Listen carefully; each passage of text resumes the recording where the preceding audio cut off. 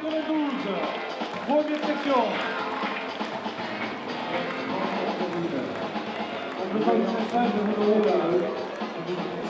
Bonjour, monsieur, bonjour. Félicitations, Pélange. Merci, merci. Marine, une petite bise. Oui. Ah,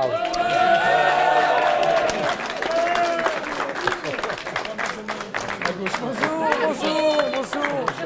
Ravi, bonjour. on vous attend avec impatience. On arrive. Vous aussi, hein? Vous aussi, vous continuez. S'il vous plaît. Vous êtes attendus là.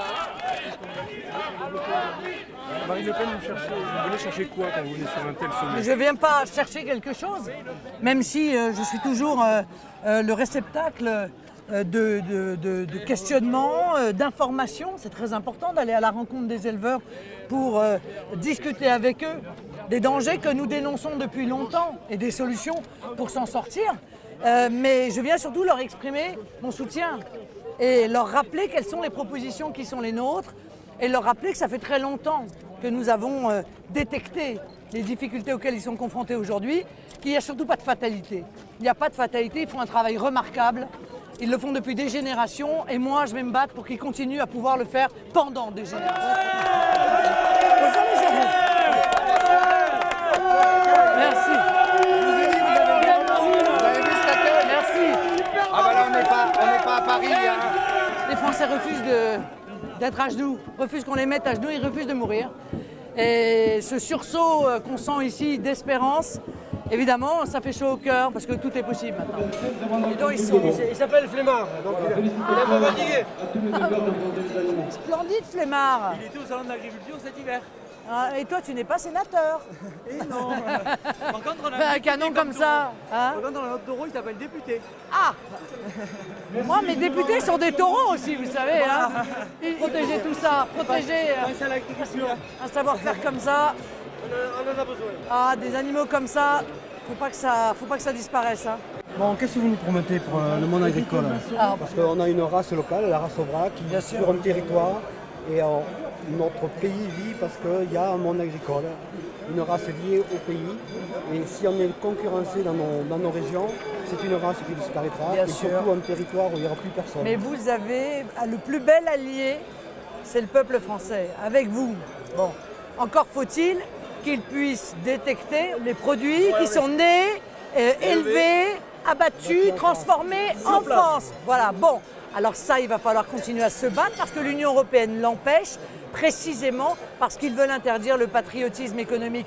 Le patriotisme économique, c'est l'alliance sacrée entre les producteurs et les travailleurs français et les consommateurs français. Et puis le premier des intérêts communs que nous avons, c'est notre pays. Voilà, notre pays, notre sécurité, notre savoir-faire, la qualité et ce que vous avez construit pendant des générations. Hein. Tout ce qu'on a fait. Voilà, tout ce que vous avez fait pendant des générations. Qu'on continue à faire. Et que vous continuez à faire. Et qu'il faut que vous continuiez à faire. Voilà, ben nous on est là pour vous aider à le faire. Je me crois encore. Et félicitations, et perdez pas espoir. Je crois qu'encore une fois, il faut arrêter de considérer que l'Union européenne a sauvé l'agriculture. Ça, c'est le pire mensonge qui ait pu être transmis aux Français et aux agriculteurs depuis des années et des années. Alors, on a des qualités inouïes, on fait des produits extraordinaires, on a un niveau de sécurité de nos produits qui est inégalé. Le problème, c'est qu'on est en concurrence avec des gens qui n'ont rien de tout ça et sans que justement toutes les qualités, tous les efforts et tous les sacrifices qu'on a pu réclamer et qui ont été faits par les éleveurs ne soient reconnus. Ben ça, c'est pas supportable, c'est pas possible et ça peut pas continuer. Ça va bien? Bonjour. Bonjour. Bonjour madame. Bonjour. Ça va bien, merci. Oh, bah voilà, bravo. Espoir en plus. Espoir, on est plein d'espoir. Ah, il faut pas le perdre en tout cas, ça c'est sûr. Il faut pas le perdre. Il faut relever la France avec ça. Ben, exactement, bah oui, mais il faut arrêter de mettre en concurrence avec des produits à bas coût et sans sécurité, etc. Ah, c'est ça, hein. Il faut protéger nos filières. Ah, bah c'est gentil. Moi aussi. Vous aimez les bêtes? Oui, j'aime les bêtes, j'aime surtout les agriculteurs. Eh ben, c'est bien sympa de vous Voilà. aimer. Hein? Voilà. Je pense qu'on a besoin de les défendre. Oh oui, il en faut. Plaisir.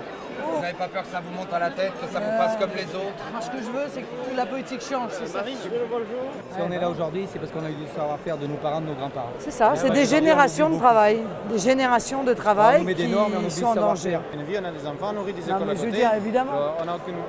Mais non, mais c'est pareil pour les pêcheurs, c'est pareil, ils veulent leur mettre des caméras. Bientôt, on vous mettra des caméras sur les tracteurs, vous verrez. Souvent souterraine. Elle est souvent discrète, la détresse des agriculteurs. Il est malheureux de voir d'ailleurs que certains se sentent obligés de brûler des bâtiments pour avoir le sentiment qu'ils sont un peu entendus. Mais l'immense majorité d'entre eux souffrent en silence au moment où on accélère les procédures de signature des traités, divers et variés, plus nombreux les uns que les autres, dont nous savons pertinemment qu'ils seront les derniers clous dans le cercueil de l'agriculture et particulièrement de l'élevage français. Vous êtes accompagné de 2 députés européens Oui, qui sont dans la commission agriculture. oui. Qu'est-ce que ça va changer justement d'avoir ces élus pour défendre l'agriculture française? Bah, ça va changer parce que d'abord, ça va nous permettre de donner les informations aux Français. Ça va nous permettre de mettre le doigt sur des dossiers qui sont des dossiers scandaleux dont les Français ne sont pas du tout informés. Moi, je travaille beaucoup en coopération avec Édouard et avec Philippe parce que je suis moi-même dans la commission commerce international et donc toutes les problématiques qui sont les problématiques des traités internationaux de libre-échange avec les États-Unis, avec le Canada, évidemment touchent l'agriculture.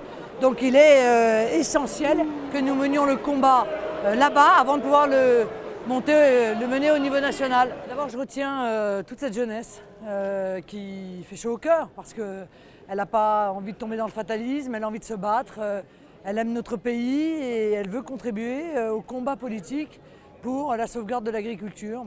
Je trouve que ça nous permet d'être véritablement très optimistes. Voilà, on sent bien qu'il est en train de se passer quelque chose, que toutes ces générations d'agriculteurs qui se sont succédés, qui ont contribué très largement à construire notre pays, eh bien, n'ont pas envie d'être un souvenir, n'ont pas envie qu'on les mette dans un musée. Ils ont envie de continuer à défendre la qualité, à défendre leur savoir-faire. Et il est absolument indigne que les responsables politiques ne les aident pas à le faire.